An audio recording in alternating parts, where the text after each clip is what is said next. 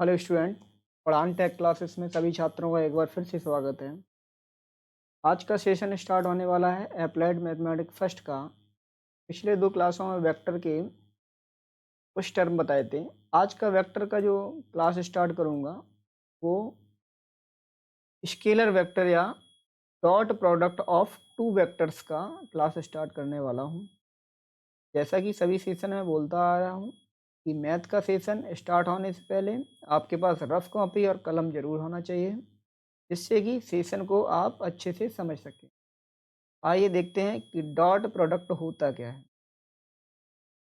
देखिए, dot product अगर आपको दो वेक्टर राशियां आपने पढ़ी थी, अगर आपके पास दो वेक्टर हैं, एक ए वेक्टर और दूसरा बी वेक्टर, इनका लास्ट के दो क्लासों में आपने एडिशन सीखा, मल्टीप्लिकेशन सीखा, मॉड्यूलस सीखा, ये सब कुछ आपने निकालना सीखा। अब अगर इनसे ये बोल दिया जाए कि इन दोनों में एक डॉट का साइन लगा है टैप का, तो जो डॉट का साइन लगेगा ऐसे ही बोलेंगे कि ये दो वेक्टर हैं, इन दो वेक्टरों के बीच में हमारा डॉट का साइन लगा है, इसे हम बोलेंगे डॉट प्रोडक्ट। और डॉट प्रोडक्ट करते कैसे हैं, देखिए। सपोज दैट एक हमारा वेक्टर ये ए रहा, दूसरा हमारा वेक्टर ये हमारा बी रहा। इन दोनों के बीच का एंगल हमारा सपोज दैट थीटा है। तो जब डॉट प्रोडक्ट करेंगे तो ए वेक्टर डॉट बी वेक्टर जो वैल्यू निकलेगी वो निकलेगी ए वेक्टर का मॉड्यूलस इंटू बी वेक्टर का मॉड्यूलस इंटू और इन दोनों के बीच का कोण फर्स्ट। ये हमारा होता है dot product of two vectors. ठीक, अब यहीं पे हम कुछ चीज़ें समझ लेते हैं। जैसे इन दोनों के बीच का आपने डॉट समझा। अगर मैं ये कहूँ कि वेक्टर ये ए और ये वेक्टर बी, यानी कि दो फदिश राशियाँ, यानी फदिश राशि ए और फदिश राशि बी, अगर ये दोनों राशियाँ एक दूसरे के लंबवत हों, लंबवत होंगे तो आपको पता होना चाहिए, तो ये दोनों अगर लंबवत होंगे इसका मतलब ये दोनों की जो वैल्यू होगी वो ऐसी होगी, यानी इनके बीच का कोण कितना होगा, 90। अगर ऐसी कंडीशन बनती है, मैंने क्या बोला कि यदि दो सदिश राशियां एक दूसरे के लंबवत हैं तो उनके कोण का जो एंगल होगा उनके बीच का वो कितना होगा, 90 एंगल। तो यहाँ से ए वेक्टर डॉट बी वेक्टर की जो वैल्यू निकलेगी वो क्या निकलेगी, ए वेक्टर का मॉड्यूलस बी वेक्टर का मॉड्यूलस इंटू कॉस 90। और कॉस 90 की वैल्यू क्या होती है, 0। तो फाइनली यहाँ से ए वेक्टर डॉट बी वेक्टर की जो वैल्यू आई वो क्या आई, 0। समझ में आया होगा। अगर आपसे ये तो जब भी कहे कि जब भी दो सदिश यानी कि दो सदिश एक दूसरे के लंबवत हैं तो आप कहेंगे कि उनका डॉट प्रोडक्ट जो होता है वो 0 के इक्वल में अगर निकलता है तो दोनों सदिश लंबवत होंगे, नहीं निकलता है तो लंबवत नहीं होंगे। अब डॉट प्रोडक्ट करते कैसे हैं वो देखिए। कुछ क्वेश्चनों को लेता हूँ, क्वेश्चनों से ही समझते हैं कि डॉट प्रोडक्ट को कैसे हल करेंगे। जैसे कि ये क्वेश्चन दिया गया, क्वेश्चन नंबर फर्स्ट, यदि ए वेक्टर बराबर 3i cap 4j cap -2j cap दिया गया है, बी वेक्टर बराबर दिया गया है, और तो ए वेक्टर डॉट बी वेक्टर का मान निकालिए। देखिए, आपको ये तो पता है कि जो हमारी आई कैप है, ए कैप है, ठीक है, ये सब हमारे क्रमशः एक्स अक्ष, वाई अक्ष और ये जेड अक्ष की दिशा में एकांक सदिश हैं। पहले मैंने ये बताया, अगर इन दोनों का समान एकांक सदिश के साथ डॉट कर दिया जाए, समान डॉट के साथ डॉट कर दिया जाए समान इकाई सदिश के साथ, तो इन सब की वैल्यू जो होती है वो 1 होती है। क्या कह रहा हूँ मैं, कि यदि इकाई सदिश का इकाई सदिश के सेम के साथ अगर डॉट कर दिया जाए तो उनकी वैल्यू क्या होती है, 1 होती है। बात समझ में आई।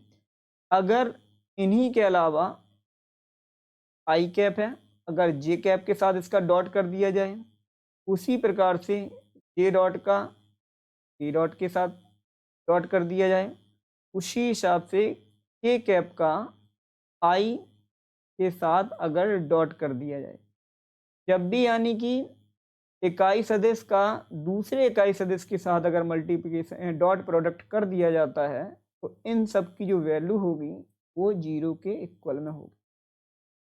बात लगभग समझ में सभी छात्रों को आई होगी। फिर से समझिए, समान इकाई सदिश का अगर डॉट प्रोडक्ट किया जाए तो उसकी वैल्यू 1 होती है। असमान इकाई सदिश के साथ अगर उसका डॉट प्रोडक्ट किया जाए तो उसकी वैल्यू 0 होती है। ठीक है, अब इनका अगर हम ये क्वेश्चन जो दिए गए हैं, इस क्वेश्चन का अगर मैं डॉट निकालता हूँ, देखो ए वेक्टर इक्वल टू दिया गया आपको 3i cap 4j cap minus का 2k कैप, उसी हिसाब से बी वेक्टर की भी वैल्यू दी गई है i cap 3j cap minus का 4k कैप। अगर इनका डॉट निकालते हैं तो निकालेंगे ए वेक्टर डॉट बी वेक्टर, तो ए की जगह वैल्यू कितनी है 3i कैप प्लस का 4j कैप माइनस का 2k कैप डॉट, और फिर उसके बाद में क्या i कैप माइनस का 3j कैप माइनस का 4k कैप। अब आप देखिए मैंने क्या बोला, अगर समान इकाई सदिश का साथ अगर डॉट प्रोडक्ट किया जाता है तो उसकी वैल्यू 1 आती है। असमान इकाई सदिश का अगर डॉट प्रोडक्ट किया जाता है तो उसकी वैल्यू 0 आती है। तो यहाँ देखिए, जब भी इस इकाई सदिश i का हम डॉट करेंगे, डॉट प्रोडक्ट करेंगे, तो i के साथ करेंगे तो इसकी वैल्यू 1 हो जाएगी, बाकी दोनों के साथ करने पर ये वैल्यू 0 हो जाएगी। और 0 जब हो जाएगा तो उसका मान भी 0 हो जाएगा। तो हम एक काम करते हैं, जब भी डॉट प्रोडक्ट करेंगे तो जो इकाई सदिश दिया जाए उसी इकाई सदिश के साथ डॉट प्रोडक्ट करते हैं। तो 3i का हम करते हैं i के साथ, तो कितना हुआ 3i डॉट, उसी प्रकार से यहाँ से j का करते हैं, कितना होगा 4 3 जा 12 यानी 4 तिया 12, और यहाँ पे क्या होगा j डॉट, उसी हिसाब से यहाँ क्या होगा माइनस माइनस प्लस, तो चौको 8 k डॉट। फाइनली जो वैल्यू यहाँ पे आएगी 3 इंटू 1 4 इंटू 1 8 इंटू 1, यानी कि मैं यहाँ पे कहूँगा 3 माइनस का 12 प्लस का 8, यानी कि जो वैल्यू बचती है वो क्या हुई माइनस का 1, और ये क्या निकला हमारा ए वेक्टर डॉट बी वेक्टर। बात समझ में आई है?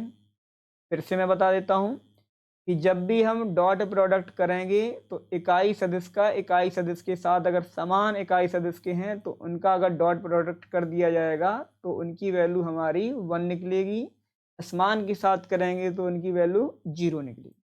दूसरा मैंने ये बताया है, यदि ए वेक्टर डॉट बी वेक्टर दो हमारे सदिश हैं और इनके बीच का एंगल यदि थीटा है तो हमारे जो फार्मूला बनेगा ए बी कॉस थीटा, ये फार्मूला जैसे कि आप बता चुका हूँ। ए बी मीन्स ये मॉडुलस जब निकालते हैं तो हमारी जो भी वैल्यू आती है वो यूनिट में आती है, यानी उसकी दिशा नहीं होती है, तो इसे हम मॉडुलस को इस प्रकार से भी लिखा जा सकता है। उसी के अकॉर्डिंग मैंने फिर ये बताया, यदि ये दोनों सदिश ए और बी यदि हमारे लंबवत होंगे तो इनके बीच का कोण हमारा 90 अंश होगा, और इस 90 अंश की जगह अगर मैं वैल्यू रखूंगा तो ए वेक्टर डॉट बी वेक्टर की जो वैल्यू हमारी जो निकली है वो कितनी निकलेगी। तो दो बातें आपको क्लियर होनी चाहिए, यदि दो सदिश हमारे लंबवत हैं एक दूसरे के तो उनके डॉट प्रोडक्ट जो होंगे वो 0 के इक्वल में होगा। ठीक है, आइए नेक्स्ट क्वेश्चन देखते हैं इसी पे। देखिए ये दूसरा क्वेश्चन दूसरा टाइप का आ गया। जो मैंने फर्स्ट क्वेश्चन करवाया है, आप एक्सरसाइज बुक में जो आपके बहुत सारे उसके क्वेश्चन दिए गए होंगे, आप उन्हें जरूर ट्राई करें, और फिर क्या करते हैं कि जो भी क्वेश्चन नहीं आता है उसे आप लिख लीजिए और यही कमेंट सेशन में आप तुरंत कमेंट करके बता दें कि सर इस क्वेश्चन का मुझे आंसर नहीं आ रहा है। आप देखिए दूसरा क्वेश्चन, माइनस का 4i प्लस का 2j माइनस का k सिद्ध करना है कि सदिश ये तथा ये परस्पर कैसे हैं लंबवत हैं। देखो आ गया ना बात, लंबवत का भी मैंने क्या बताया, जब भी लंबवत या परपेंडिकुलर की बात आएगी तो हम क्या कहेंगे, दोनों सदिशों का जो डॉट प्रोडक्ट होगा वो किसके इक्वल में होगा जीरो के होंगे और हमें ये प्रूफ करना है, लंबवत है। तो कैसे, तो इनका डॉट प्रोडक्ट हम निकाल के देखेंगे कि डॉट प्रोडक्ट की वैल्यू आ कितनी रही है। यदि डॉट प्रोडक्ट की वैल्यू जीरो के इक्वल में आ रही है तो लंबवत है, नहीं आ रही तो लंबवत नहीं है। तो देखिए, तो हम ना लेट कर लेते हैं कि ए वेक्टर इक्वल टू जो वैल्यू हमारे पास है वो माइनस का 4i प्लस का 2j माइनस का k कैप, उसी बी वेक्टर की वैल्यू जो है 3i प्लस का 4j माइनस का 4k।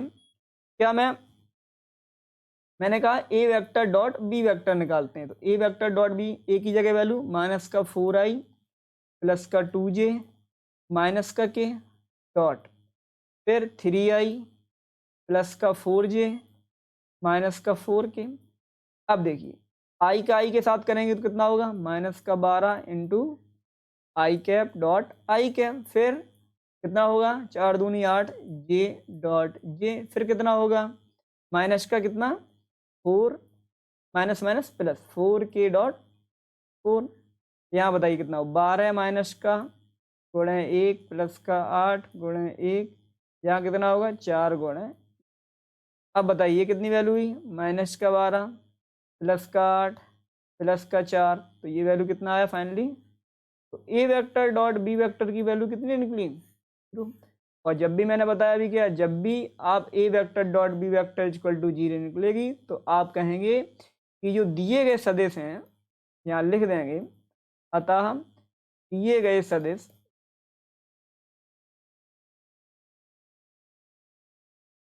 परस्पर लंब है, परस्पर लंब। बात समझ में आई है। नेक्स्ट क्वेश्चन देखते हैं। ये देखिए, नेक्स्ट आपका क्वेश्चन आता है, सदिश ए वेक्टर बराबर का सदिश बी वेक्टर पर प्रक्षेप ज्ञात करना है। जब भी प्रक्षेप की बात आएगी तो हम प्रक्षेप के लिए हम ये कहेंगे कि ए वेक्टर का बी वेक्टर पर प्रक्षेप, चाहो तो ये फार्मूला आप नोट कर सकते हैं। प्रक्षेप जब भी ज्ञात करना पड़े तो आप कहेंगे A vector dot B vector upon A vector का मॉड। फिर अगर यहीं दूसरा टाइप ये पूछा जाए कि बी वेक्टर का ए वेक्टर पर प्रक्षेप, तो आप कहेंगे A vector dot B vector upon B vector का, जिसका प्रक्षेप जिस पर पूछा जाएगा उसी का मॉड डिवाइड में आएगा। अब देखिए, यहाँ पे देखो ए वेक्टर दिया बी वेक्टर दिया, तो पहले क्या निकाल लें, इन दोनों का ए वेक्टर डॉट बी वेक्टर निकालते हैं। तो ए वेक्टर डॉट बी वेक्टर क्या होगा, पहले तो दोनों की वैल्यू लिखते हैं, डॉट फिर 2i माइनस का j प्लस का 3k, यहाँ क्या हुआ, तो सीधा लिख देता हूँ 1 और प्लस का 3, यानी कि फाइनली जो वैल्यू आएगी वो कितनी आती है, 4।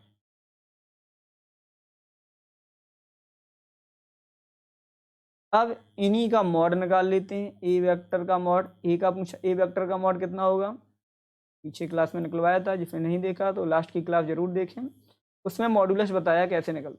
फिर ए में देखिए, 1 के गुणांक का वर्ग क्या होगा, 1 का वर्ग प्लस 1 का वर्ग प्लस 1 का, यानी कि ए मॉड जो भी हमारा निकलेगा वो निकलेगा रूट 3 यूनिट। अब हमें क्या चाहिए, प्रक्षेप चाहिए, किस पर चाहिए, ए पर। तो ए पर बी का प्रक्षेप जो होगा, ए वेक्टर का बी वेक्टर पर जो प्रक्षेप होगा वो प्रक्षेप होगा A vector dot B vector upon A vector का मॉडुलस। और ये कितना निकला है, A vector dot B vector 4, A vector का मॉडुलस कितना निकला, तो ये तुम्हारा हो गया। समझ में आया है। अगर कहीं ये पूछता बी वेक्टर का ए वेक्टर पर प्रक्षेप, तो यहाँ क्या निकालना पड़ता है, बी का मॉडुलस निकालना पड़ता, और बी का मॉडुलस यहाँ रख देते तो वो इसकी वैल्यू होती। नेक्स्ट क्वेश्चन देखते हैं। ये देखिए, सदिश दे दिया गया, सदिश तथा पर प्रक्षेप ज्ञात करना है। वहाँ सदिश ए और बी दे दिया गया था, इसे भी आप अपने मन से क्या इसे मान लेंगे ए वेक्टर, इसे मान लेंगे बी वेक्टर इक्वल टू, ठीक है। पर प्रक्षेप ज्ञात करना है। कमेंट सेक्शन में मुझे बताएं कि प्रक्षेप की वैल्यू कितनी आती है, ठीक है। नेक्स्ट क्वेश्चन देखते हैं। नेक्स्ट क्वेश्चन देखिए, ए वेक्टर इक्वल टू दिया गया, बी वेक्टर इक्वल टू दिया गया, परस्पर कैसे हैं, लंब है, तो किसकी वैल्यू निकालनी है, ई का मान निकालना है। और आपको पता है कि जब भी कोई दो वेक्टर यानी कि दो सदिश अगर परस्पर लंब होते हैं तो वो दोनों का जो डॉट प्रोडक्ट होगा वो डॉट प्रोडक्ट किसकी वैल्यू के इक्वल में होगा, 0 की। तो हमें पता है कि A vector equal to value दी गई है आपके पास 2i 3j 6k, फिर B vector equal to value दी गई है 3i pj प्लस का 2k, और आपसे कहा गया कि दोनों परस्पर लंब हैं।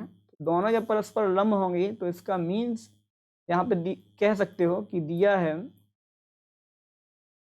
कि A vector dot B vector equal to 0, तो दिया है आपको। ए की जगह वैल्यू कितनी है 2i प्लस का 3j प्लस का 6k डॉट बी वेक्टर की जगह वैल्यू 3i pj प्लस का 2k इक्वल टू क्या होगा, फिर वही सेम यूनिट के साथ मल्टीपल कर देंगे तो कितना होगा 6 into 6 into I cap dot I cap plus का कितना होगा 3p J cap dot J cap plus का 12 K cap dot K cap equal to, तो यहाँ वैल्यू क्या हुआ 6 इंटू 1, यहाँ पे 3p इंटू 1 प्लस का 12 इंटू 1 बराबर। अब देखिए क्या बचता है यहाँ पे 6 प्लस का 3p प्लस का 12 बराबर 0, तो यहाँ से होगा 3p प्लस का 18 बराबर 0, 3p इक्वल टू कितना होगा माइनस का 18, तो p इक्वल टू वैल्यू कितनी निकली माइनस का p की वैल्यू आ गई। क्या सभी छात्रों को समझ में आया कि p की वैल्यू निकली कैसे है। नेक्स्ट क्वेश्चन देखते हैं। देखिए p के किस मान के लिए, p के किस मान के लिए a वेक्टर तथा b वेक्टर जो हैं वो समांतर होंगे। अब देखिए अभी तक मैंने आपको डॉट प्रोडक्ट करना बताया कि यदि कोई दो वेक्टर यानी कि दो सदिश दिए गए हैं तो उनका डॉट कैसे करेंगे। उसके बाद फिर मैंने आपको बताया कि यदि दोनों सदिश दिए गए हैं और उनके बीच का एंगल अगर थीटा हो तो इनका डॉट प्रोडक्ट क्या निकलेगा, वो भी आपको फॉर्मूला बताया। फिर बताया यदि इनके बीच का एंगल थीटा ना हो के ये लंबवत होते यानी कि एंगल इनके बीच का 90 अंश होता तब उनकी वैल्यू क्या निकलेगी, ठीक है। अब आता है समांतर। तो समांतर के लिए क्या कहेंगे, जब भी आपको suppose that A vector equal to इस कंडीशन में दिया जाए,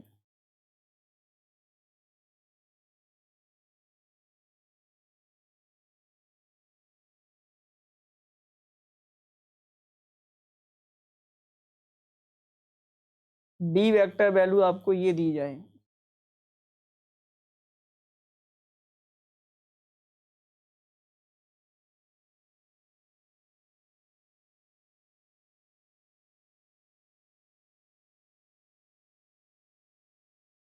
और कहा जाए कि ये दोनों कैसे हैं समांतर हैं पैरेलल हैं, तो पैरेलल के लिए आप कहेंगे कि जो इनके यानी कि a1 अपॉन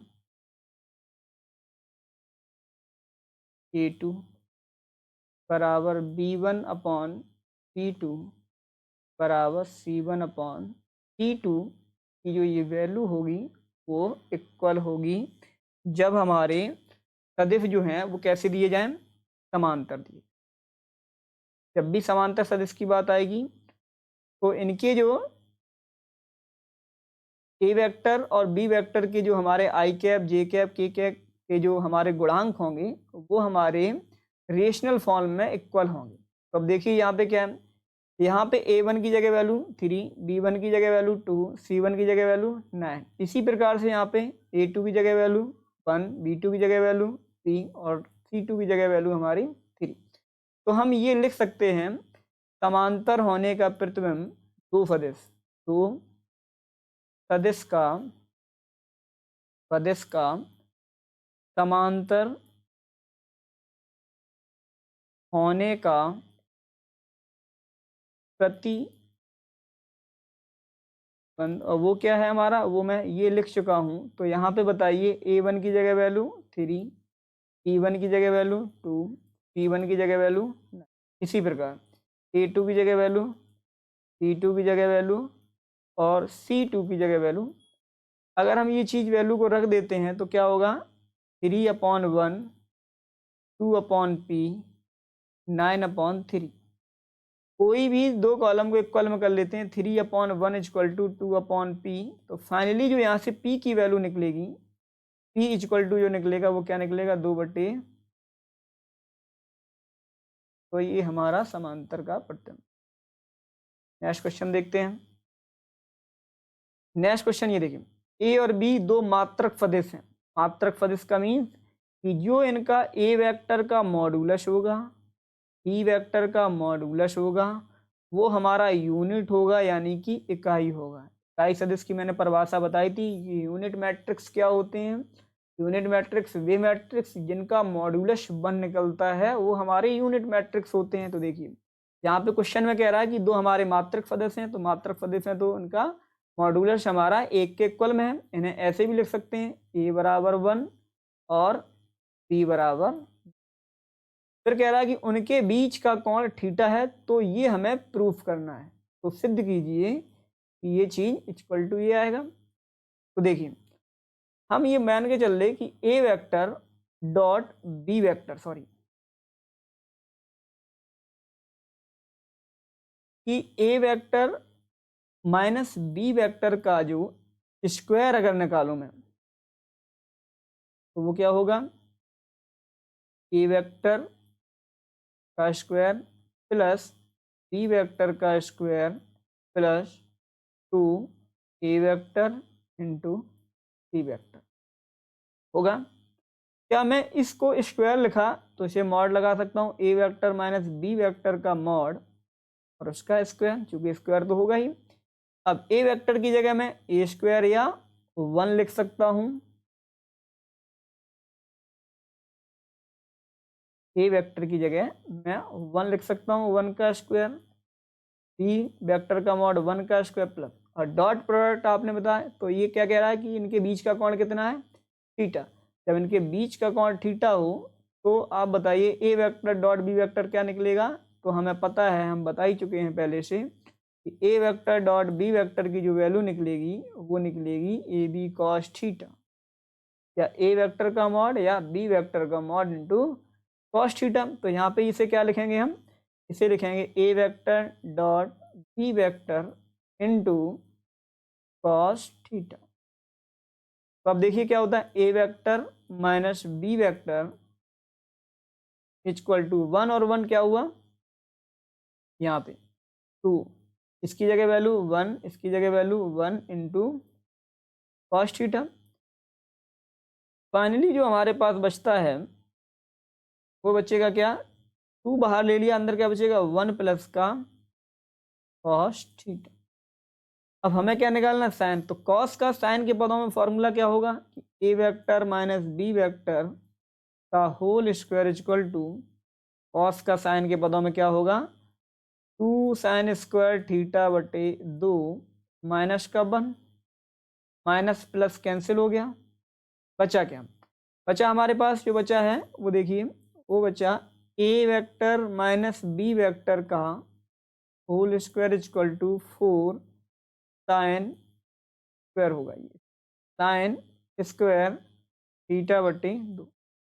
इस 4 को इस साइड ट्रांसफर कर देंगे तो क्या होगा, 1/4, और फिर क्या होगा A vector minus B vector का whole square equal to sine square theta बटे 2। तो क्या यहाँ से साइन थीटा बटे 2 की अगर मैं वैल्यू निकालूं तो क्या निकलेगा, 1/2 और ब्रैकेट में ए वेक्टर माइनस बी वेक्टर, यही निकलेगा। क्या हमें यही प्रूफ करना था, देखिए जरा, कोई समस्या समझ में आया सभी छात्रों को। नेक्स्ट क्वेश्चन देखते हैं, और नेक्स्ट क्वेश्चन ये इसी टाइप का क्वेश्चन है। देखो, यदि ए वेक्टर बी वेक्टर मात्रक सदिश हैं तो हमें क्या प्रूफ करना है, cos थीटा बटे 2 बराबर 1/2 और उसका मॉड a प्लस सी। सभी छात्र कर लेंगे। आप सभी छात्रों को मैंने 7 क्वेश्चन अलग अलग टाइप के बताए हैं। आप ये निश्चिंत रहिए कि जो भी मैंने अगर क्वेश्चन लिया है वो आपके एक्सरसाइज से बहुत सारे क्वेश्चन मिलेंगे। इन सातों टाइप का आप डॉट प्रोडक्ट का इससे बाहर कोई भी क्वेश्चन आने वाला नहीं होगा। बस ज़रूरत है कि वो क्वेश्चन आप एक्सरसाइज से लगा सकें। अगर आप एक्सरसाइज से इन्हीं सातों के टाइप अगर लगा देंगे तो निश्चिंत ही आपको डॉट प्रोडक्ट की जो भी समस्याएं होंगी वो क्लियर हो जाएंगी। बाकी फिर भी अगर किसी स्टूडेंट की समस्या बचती है तो मुझे वो कमेंट सेक्शन में ज़रूर बताएं और वीडियो को लाइक ज़रूर करें, जिससे कि और लोगों के पास ये वीडियो पहुंच सके। Thank you.